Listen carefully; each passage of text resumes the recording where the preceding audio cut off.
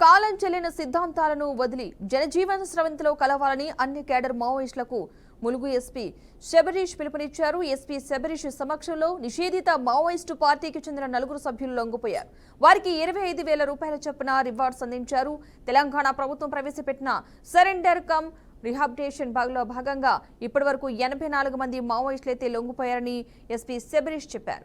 మావోయిస్టులు స్వచ్ఛందంగా లొంగిపోతే సహకరిస్తామన్నారు. ధైర్యంగా లొంగిపోవాలనుకున్న మావోయిస్టులకు ప్రత్యేక ఏర్పాట్లు ఉంటాయన్నారు.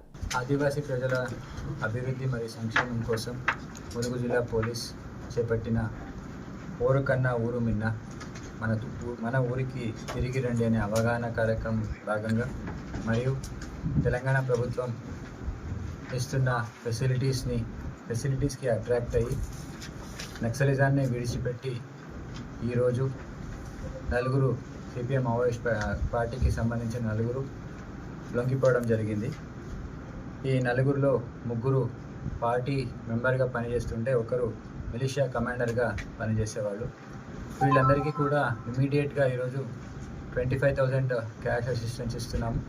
తర్వాత వాళ్ళకి సరెండర్ పాలసీలో భాగంగా వాళ్ళ క్యాడర్ని బట్టి వాళ్ళకి కూడా రివార్డ్స్ ఉంటాయి. అది కూడా త్వరలోనే ఇస్తాము. జనవరి 2025 నుంచి ఇప్పటి వరకు ములుగు జిల్లాలోనే 84 మెంబర్స్ సరెండర్ అవ్వడం జరిగింది. వారిలో 3 DVCM cadre, 11 ACMs, 28 party members, 32 militia సభ్యులు, అలాగే ఒకరు RPC సభ్యులు కూడా లొంగిపోవడం జరిగింది. ఈరోజు సరెండర్ అయిన వాళ్ళు 3 పార్టీ మెంబర్స్. ఒకరు మాడవి కోసి 20 సంవత్సరాలు party member, Madavi Idume 21 years party member, Muchaki Deva 21 సంవత్సరాలు, ఇతను ఇక్కడ మా ములుగు జిల్లాకే సంబంధించిన అతను. ఇంకా మడకం బండి మిలిషియా కమాండర్ RPCగా పనిచేసేవాళ్ళు. వీళ్ళందరూ కూడా చాలా అఫెన్సెస్లో ఇన్వాల్వ్ అయి ఉన్నారు.